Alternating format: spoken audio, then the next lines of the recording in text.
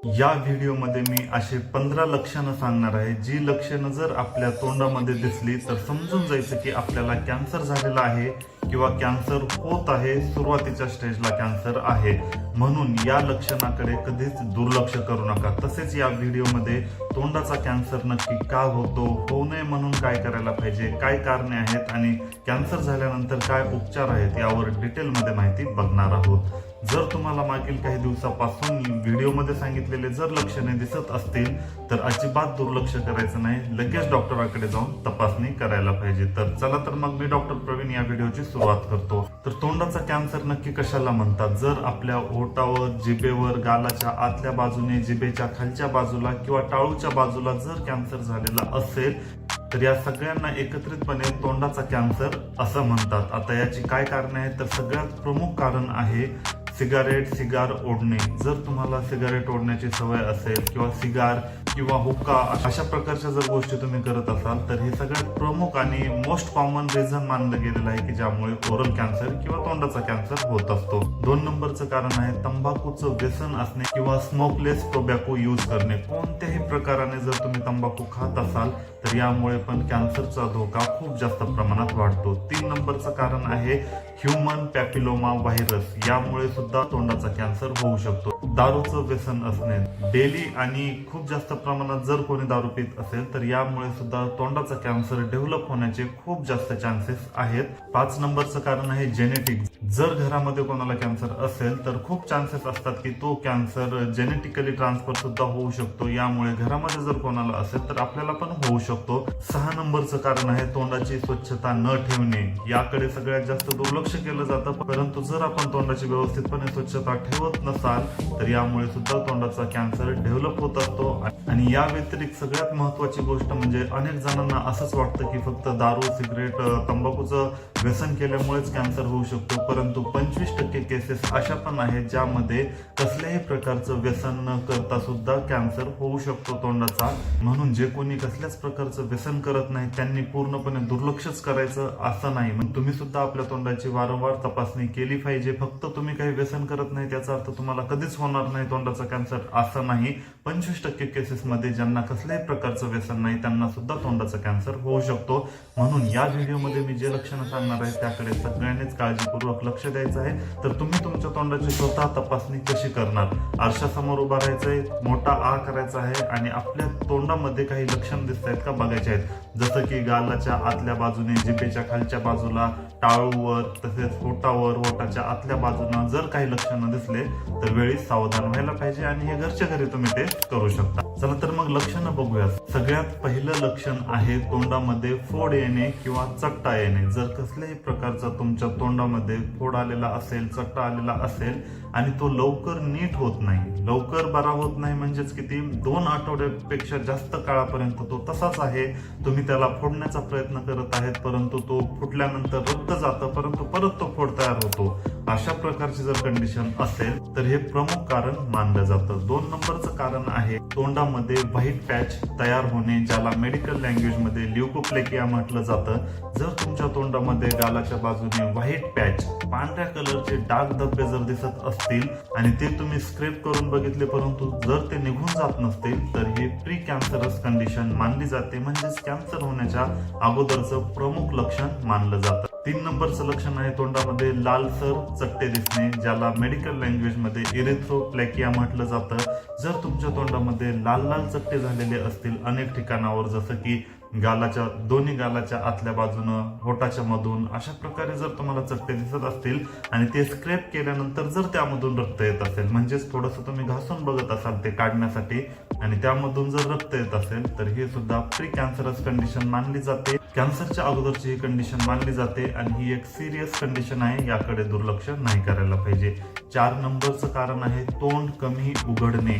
आता जे कोणी तंबाखूचं व्यसन करतात, गुटखा, मावा अशा प्रकारच्या गोष्टीचं व्यसन करत असतात तर यांच्यामध्ये तोंड कमी उघडण्याची समस्या नेहमीच तुम्ही बघितलेली असेल, परंतु खूपच कमी तोंड उघडत असेल तर हे सुद्धा कॅन्सरचं एक लक्षण मानलं जात असतं. म्हणून जर खूप कमी तोंड उघडत असेल तर वेळेवरच योग्य असा उपचार करून घेणं गरजेचं गरजेचं आहे. तर तोंड सामान्यपणे तोंड किती उघडायला पाहिजे, तर यासाठी पण एक टेस्ट आहे. असे 4 बोटं आपल्या तोंडामध्ये जायला पाहिजे. जर तुमचे 4 बोटं तोंडामध्ये जात असतील तर तुमची माउथ ओपनिंग व्यवस्थित आहे, काही प्रॉब्लेम नाही. परंतु 4 पेक्षा कमी बोटं जात असतील तर अशा वेळेस आपल्याला लक्ष देण्याची गरज आहे. आणि माउथ ओपनिंग कशा प्रकारे वाढू शकतो यासाठी तुम्ही डॉक्टरांचा सल्ला घेऊ शकता. 5 नंबरचं लक्षण आहे रक्त येणे. ब्रश वगैरे करताना जर नेहमीच तुमच्या तोंडामधून रक्त येत असेल, हिरड्यामधून रक्त येत असेल तर हे सुद्धा एक लक्षण मानलं जातं. आता ब्रश करते वेळेस अनेक जणांच्या दातामधून किंवा हिरड्यामधून रक्त आल्याचं जाणवतं. ते नॉर्मल आहे पूर्णपणे. 10 दिवसाला 15 दिवसाला केव्हा तरी एखाद्या वेळेस ब्रश करताना आलं तर ओके आहे, त्यामुळे काही प्रॉब्लेम नाही.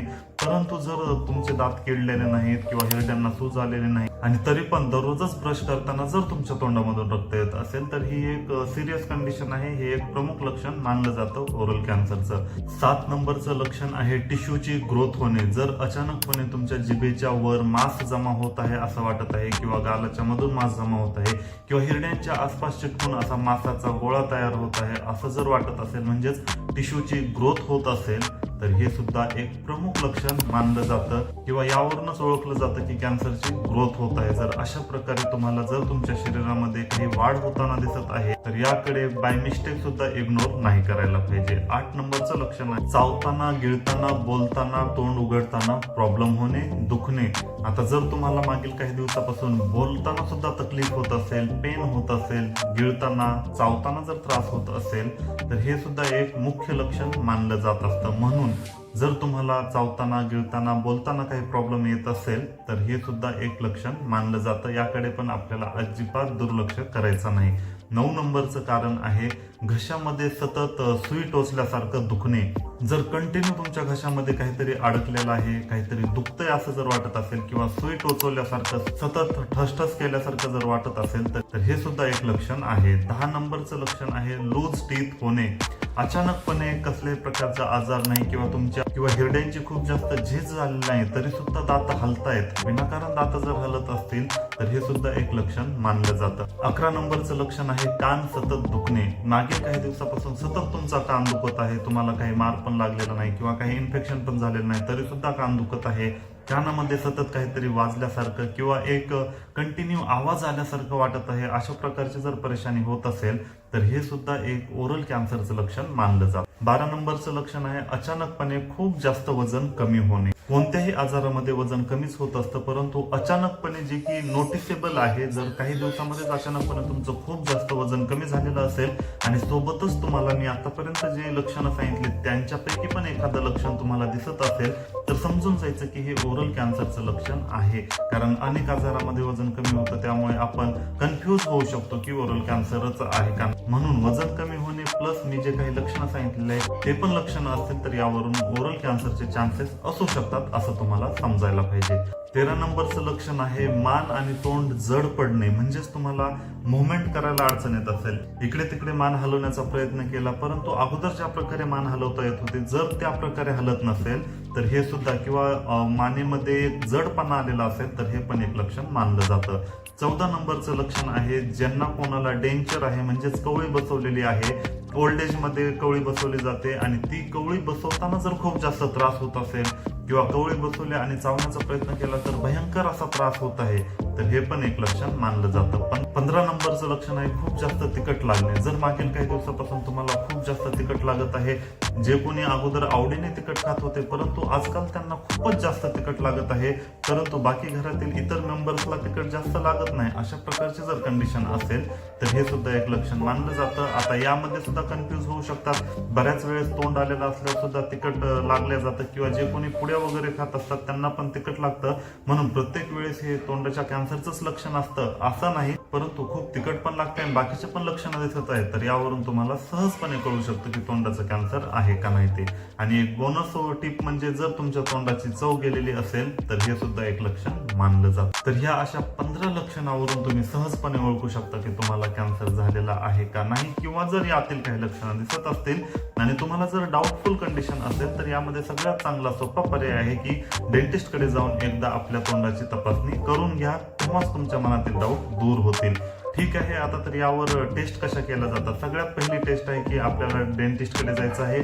ते आपल्या तोंडाची तपासणी करून तुम्हाला सांगू शकतात की काही लक्षणं आहेत का नाही, खरंच काळजी करायची गरज आहे का नाही. आणि जर डाऊटफुल कंडिशन असेल तर डेंटिस्ट स्वतः इतर टेस्ट करायला सांगतात. त्यावरून आपल्याला स्पष्टपणे कळू शकतं. जसं की बायोप्सी वगैरे करून कन्फर्मेशन येऊ शकतं की आपल्याला कॅन्सर झालेला आहे का नाही ते. आता जर समजा कॅन्सर झालेलाच असेल तर घाबरण्यासारखी गोष्ट नाही. कोणत्या कंडिशन मध्ये आहे हे खूप मॅटर करतं. कॅन्सर किती सिरियस आहे किंवा कोणत्या स्टेजला हे मोजण्यासाठी कॅन्सरमध्ये TNM ग्रेडिंग असते. T stands for location and size. Cancer नक्की कुठे झालेला आहे, किती मोठा आहे, यासाठी T वापरलं जातं. N म्हणजे लिम्फ नोड पर्यंत कॅन्सर पसरलेला आहे का किंवा लिम्फ नोडला इन्व्हॉल्व केलेला आहे का.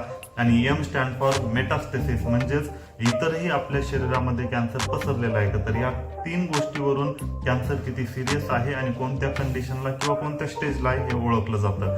आता ठीक आहे, कॅन्सर झालेला आहे हे जर समजलं तर यावर उपचार काय केले जातात. तर यावर 3 उपचार केले जातात. पहिला आहे सर्जरी, दुसरा आहे रेडिएशन थेरपी आणि तिसरा आहे किमोथेरपी. जर समजा एखाद्या ठिकाणी गाठ बनलेली असेल किंवा टिश्यू मास तयार झालेलं असेल तर हे काढून घेतलं जातं, त्याला सर्जरी म्हणतात. त्यानंतर रेडिएशनच्या सहाय्याने ज्या कॅन्सर सेल आहेत त्यांना मारून टाकण्याचं काम केलं जातं बीमच्या सहाय्याने, तर त्याला रेडिएशन थेरपी म्हणतात. आणि किमोथेरपीमध्ये ड्रग्सच्या सहाय्याने म्हणजेच औषधाच्या सहाय्याने कॅन्सर सेल कमी करण्याचा प्रयत्न केला जातो. तर या प्रकारच्या ट्रीटमेंट सध्या तरी अवेलेबल आहेत आणि हळूहळू आता टार्गेटेड थेरपी आणि इम्युनोथेरपीचा पण उपयोग केला जात आहे. तर ओव्हरऑल आता मी लक्षणं, कारणे, ट्रीटमेंट सगळं सांगितलेलं आहे. तर नक्की आपल्याला काळजी काय घ्यायला पाहिजे. तर सगळ्यात पहिली गोष्ट हीच आपल्याला करायची आहे की जर आपल्याला इथं कोणतंही लक्षण दिसत असेल तर अगोदर जाऊन तपासणी करून घ्यायची आहे. आणि लक्षण जरी दिसत नसेल, जर तुम्हाला तुमचे दात आयुष्यभर निरोगी ठेवायचे असतील, वर्षातून 2 वेळेस डेंटिस्टकडे जाऊन तपासणी करून घ्यायला पाहिजे. कारण जर तुमच्या दातामध्ये प्रॉब्लेम झाला तर सुरुवातीलाच ते सांगतात आणि त्यावर योग्य अशी ट्रीटमेंट करतात, जेणेकरून तुमचा दात खूप जास्त खराब होणार नाही. त्यानंतर डेंटिस्ट फक्त दातच बघत नाही तर इतरही गोष्टी बघत असतात, जसं की तुमच्या तोंडामध्ये काही चट्टे तयार झालेले आहेत का किंवा काही प्रॉब्लेम आहे का. जर असं काही असलं ते स्वतःहून तुम्हाला सांगत असतात. तर ही गोष्ट आपल्याला करत राहायची आहे. 2 नंबरची गोष्ट आहे, कसल्याही प्रकारचं व्यसन करू नका, जेणेकरून तोंडाचा कॅन्सर होण्याचे चान्सेस खूप जास्त कमी होतील. आणि 3 नंबरची गोष्ट आहे, जर समजा तुम्हाला काही लक्षणं असतील तर त्यावर लवकरात लवकर ट्रीटमेंट घेणं आवश्यक आहे. कारण अनेक असे कॅन्सर आहे ज्यामध्ये लवकर जर ट्रीटमेंट घेतली तर पूर्णपणे बरे होऊ शकतात. म्हणूनच म्हटलं जातं prevention is better than cure. होच नाही म्हणून प्रयत्न करा, होणारच नाही आणि हे सगळ्यात चांगली गोष्ट आहे. तर आय होप तुम्हाला ओरल कॅन्सर संबंधित सगळ्याच गोष्टी व्यवस्थितपणे समजलेल्या असतील. यामध्ये जर काही डाऊट असतील, काही प्रश्न विचारायचे असतील तर कॉमेंटमध्ये विचारा. भेटूया पुढच्या व्हिडिओ.